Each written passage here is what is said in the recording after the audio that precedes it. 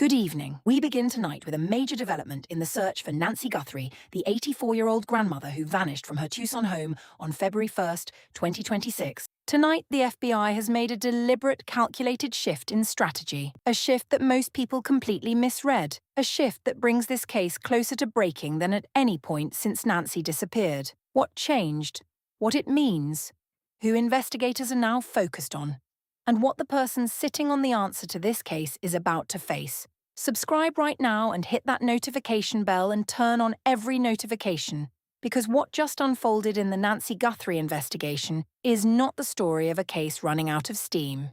It is the story of a case making a calculated, deliberate pivot. And tonight, we are breaking down exactly why the moment most people read as the investigation going cold was actually the moment investigators stopped casting a wide net and started aiming at exactly one person.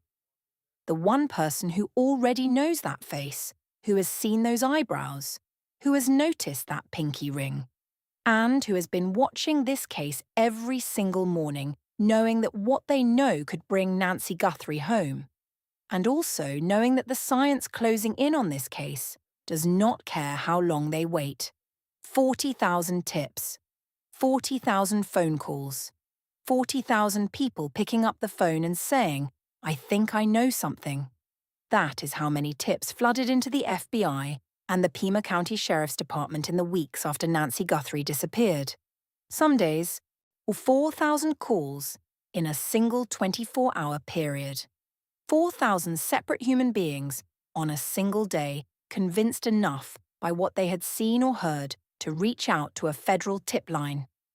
That number represents an entire country refusing to look away from an 84-year-old woman who should be safe in her own home. And then, the tips began to slow. And when that became public, the panic began immediately. Comment sections filled with dread. People declared the case was going cold, that the trail was going dark, that Nancy was being forgotten, that the investigation was quietly losing its grip on whatever thread of evidence it had been following. But here is what almost nobody understood. The FBI was not losing momentum. The FBI was not running out of leads. The FBI was changing weapons. And the weapon they just picked up is not a wide net. It is a sniper rifle. And it is pointed at exactly one person. Now, here is what just changed, and why it matters more than anything that has happened in this case since the night Nancy disappeared. Investigators publicly acknowledged that the volume of incoming tips had begun to slow, and the moment that became public, the narrative around the case shifted in a direction that missed the point entirely. Because here is what nobody stopped to explain. Think about what 40,000 tips actually means operationally, not emotionally. In the real world of a federal investigation, every single one of those 40,000 calls requires a human agent to answer the phone. Listen to the entire tip, log it into the system, categorize it, assess its credibility, see cross-reference it against existing evidence, and route it to the correct team. Not one call gets skipped. Not one gets filed away without review. Every single tip is treated as potentially the one that breaks the case open. Now multiply that by 40,000. In a kidnapping case where time is the most precious resource investigators have, processing a mountain of misdirected, well-meaning but ultimately unhelpful tips does not move the case forward. It actively slows the work that could find her. Every hour an agent spends reviewing a tip that leads nowhere is an hour not spent on the evidence that matters. So the FBI made a precise, deliberate, confident move. They asked the public to submit only serious, specific, fact-based information.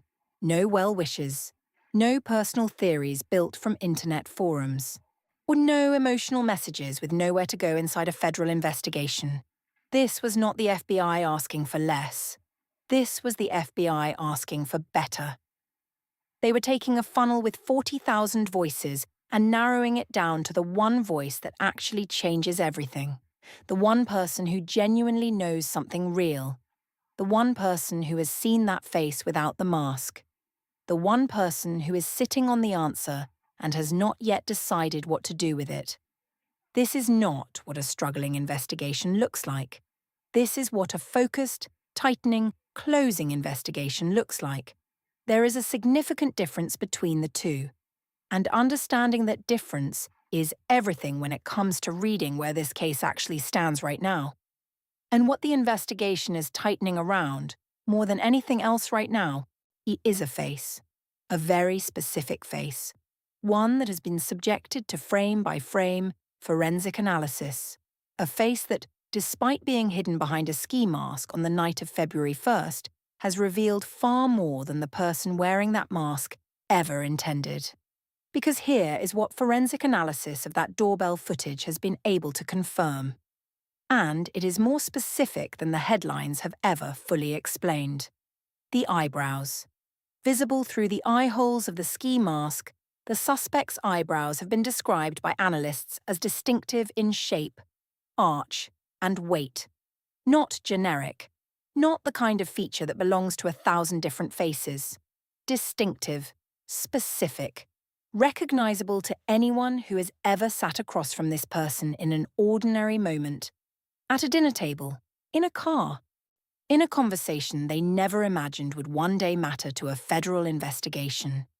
The kind of eyebrows a partner traces without thinking about it. The kind a sibling has looked at across a kitchen table their entire life. The kind a co-worker has seen in every meeting without ever giving a second thought to. Until now.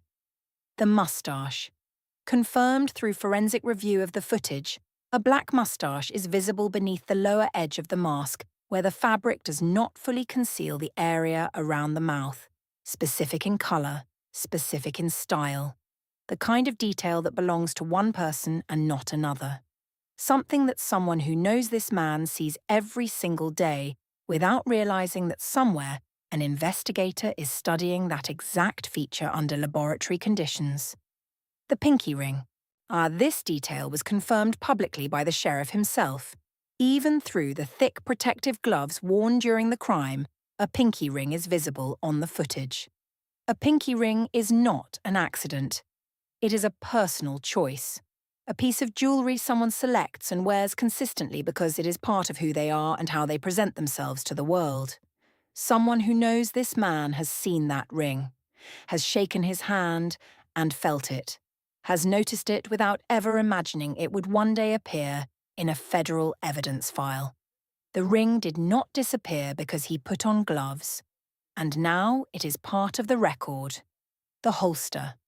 The holster worn by the suspect that night is not a standard configuration. It is positioned and worn in an unusual way that analysts have described as suggesting either highly specialized personal training or a deeply ingrained individual habit. The way a person carries themselves, the way they carry a firearm, is as personal as a signature. And someone in this man's life has seen him carry himself exactly this way. Investigators have been direct about what these 4 details mean for the case strategy. The suspect is highly identifiable. Not to a stranger studying screenshots. To someone who already knows him. Someone who has been in the same room. Someone who has looked at those eyebrows, seen that moustache, noticed that pinky ring in the ordinary course of a shared life. A partner who knows that face the moment she closes her eyes. A brother who grew up looking at those same features every morning. Or a friend who has watched that person walk into a room with exactly the kind of calm, controlled confidence that the camera captured at 1:47 in the morning. That person has not yet called. Everything the FBI is doing right now is designed to change that. And the most powerful move designed to reach that person did not come from a press conference or an official statement. It came from a daughter. After the family announced their reward, which combined with other contributions reached $1.2 million, Savannah Guthrie took to her public social media and did something that was not just emotional. It was strategic. She posted a step-by-step walkthrough showing exactly how to submit an anonymous tip to the FBI. And then she followed it with two sentences that may be the most important public words spoken in this entire investigation. Tips can be anonymous. Reward can be paid in cash. Those two sentences speak directly to the single biggest reason the person who matters most has not yet picked up the phone. And that reason is fear. People who may be sitting on critical information are afraid. Afraid that contacting the FBI in a case with this level of national attention will expose them. That their name will surface. That coming forward will make them a target. That post addressed every single one of those fears directly and completely. Anonymous means no name attached. Ever. Under any circumstances. Cash means no courthouse, no paper trail, no signature, no official record connecting a tipster to a federal investigation in any visible way. A qualifying tipster can meet law enforcement at a completely neutral location of their choosing. No identification required, no cameras, no statements on record, no documentation linking their name to anything. Just a meeting, a conversation, a cash payment, and Nancy Guthrie coming home, $1.2 million, in cash. No name required, no record of who collected it, no exposure of any kind. The only thing standing between that money and the person who deserves it is a phone call. Now, here is the detail that reframes this entire case. The detail that most coverage has touched on briefly, but has never fully explained in a way that shows you how deeply disturbing it actually is. Because what investigators have uncovered is not just evidence of a crime committed on February 1st, 2026. It is evidence of a 9-month operation. Publicly available data revealed that someone in Arizona had been searching for Nancy Guthrie's home address as far back as 7 months before she disappeared.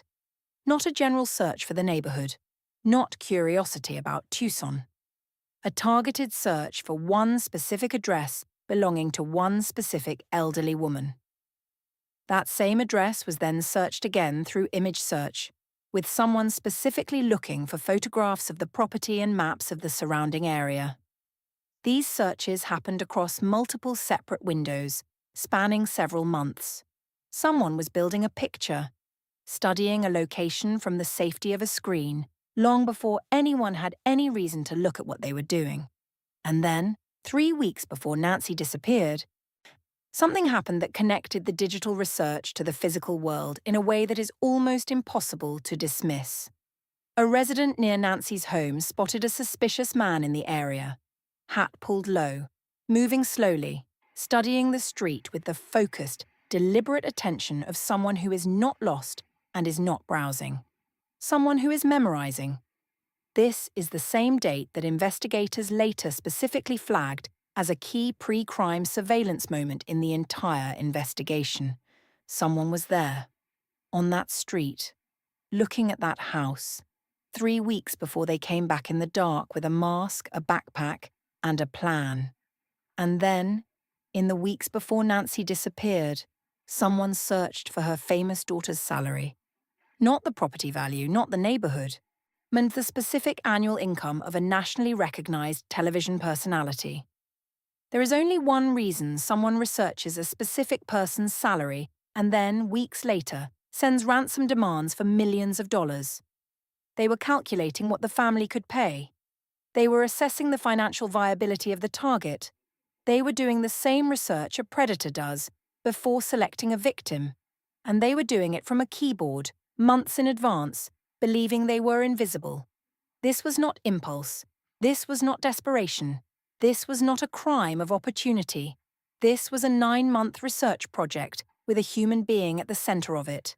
Someone chose Nancy Guthrie, studied her home, visited her street, researched her family's finances, and then arrived on her porch at 1:47 in the morning, already knowing exactly where the camera was, already knowing the layout of the entrance, already knowing the window of vulnerability. And here is what whoever is responsible needs to understand about those searches. Law enforcement has the legal authority to access the actual underlying records behind every one of those searches. Not trends, not general patterns.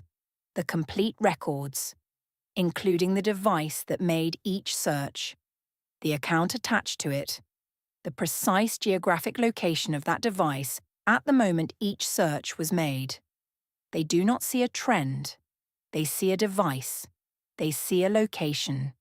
They may already see a name, because the investigative picture being assembled around this case right now is not scattered or incomplete.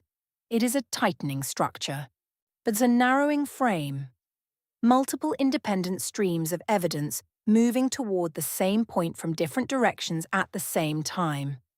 Thousands of hours of surveillance footage being processed by human analysts and AI-assisted technology working in parallel. Genetic genealogy testing actively underway on the 2 unknown DNA profiles recovered from the scene, the same science that identified a serial killer who had evaded justice for more than 40 years because a distant relative uploaded their DNA to a genealogy website without ever imagining what it would one day unlock. Purchase records for the specific backpack seen in the footage have been requested from the retailer. Every transaction in the relevant area during the relevant time period. If that bag was purchased with any traceable form of payment, it leads to a name. The cell tower data is being cross-referenced across 2 specific dates: the night Nancy disappeared, and 9 days earlier, when a figure wearing what appeared to be an identical backpack was caught on a neighbour's camera testing the area under cover of darkness. That earlier night was supposed to be invisible. The person involved almost certainly did not take the same precautions they took on February 1st. Their phone was probably in their pocket, registered to their name. Building a digital trail they had no reason to hide because they had no reason to believe anyone would ever look at it. That data exists in the tower records. And if one device appears at both locations on both nights, that is not coincidence. That is a connection. And connections become evidence, and evidence becomes charges. A dedicated task force has been assembled. A team of investigators working this case and only this case every single day out of the FBI's Tucson field office, not managing other investigations, not splitting their attention. Solely focused on Nancy Guthrie. You do not build a structure like that unless your forensic picture is sharp enough and your leads are narrow enough to justify that level of concentration. That is not what a struggling investigation looks like. That is what a closing one looks like. Investigators have said publicly they are definitely closer, that they believe they understand the motive, that they believe Nancy was deliberately chosen. Not random, chosen, studied, targeted, and that the person responsible could strike again. The genealogy trees being built from those 2 unknown DNA profiles are growing branch by branch through public ancestry databases. The same methodology that cracked cases considered permanently cold. It does not matter how careful someone was on February 1st. It does not matter how many gloves they wore or how many cameras they disabled. If a distant cousin uploaded their DNA to a genealogy website years ago without a second thought, the tree eventually closes around a name. It always does. It is only a matter of time. Think about what that one person is living with right now, not in theory, in reality.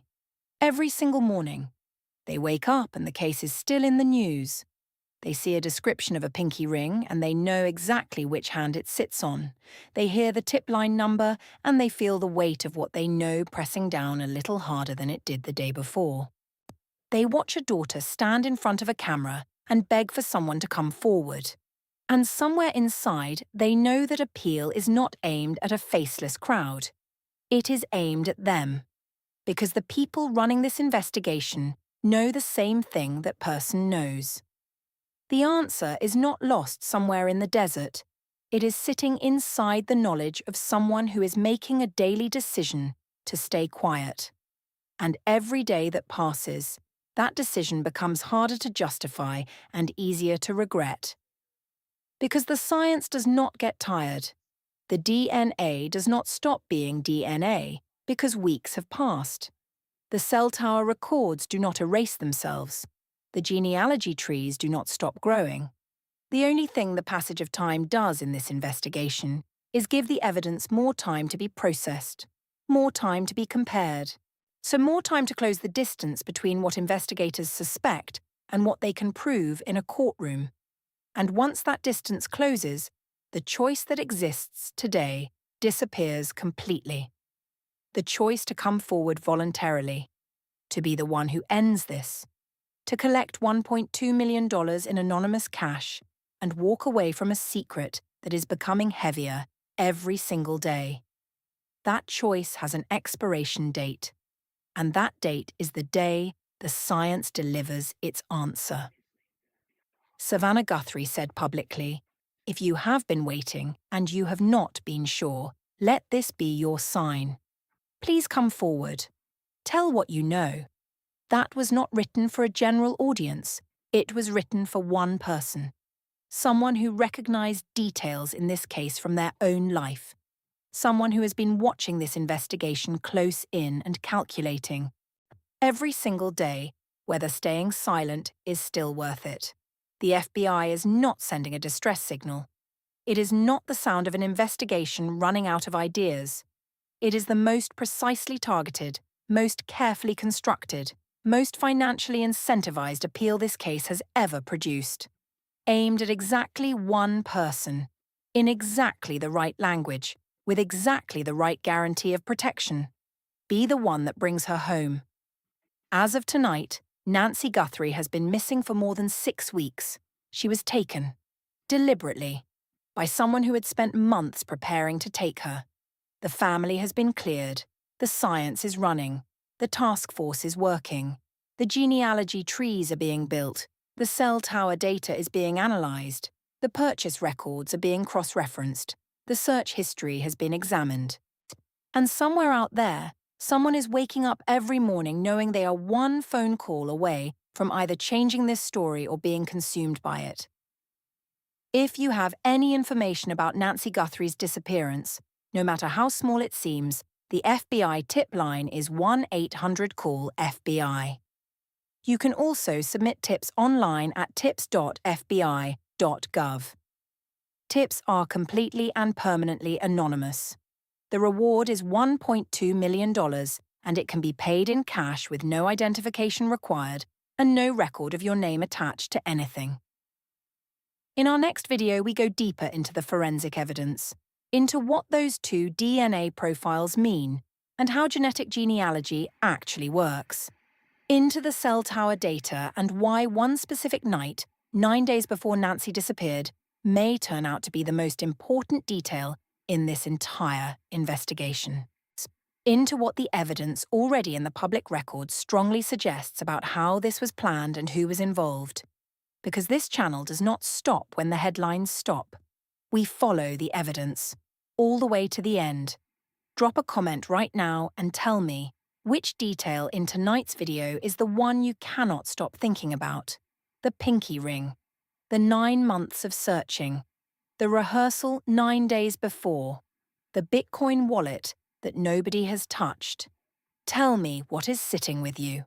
I read every single comment. Subscribe. Turn on notifications. Share this with someone who is following this case and needs to understand what is actually happening inside this investigation right now.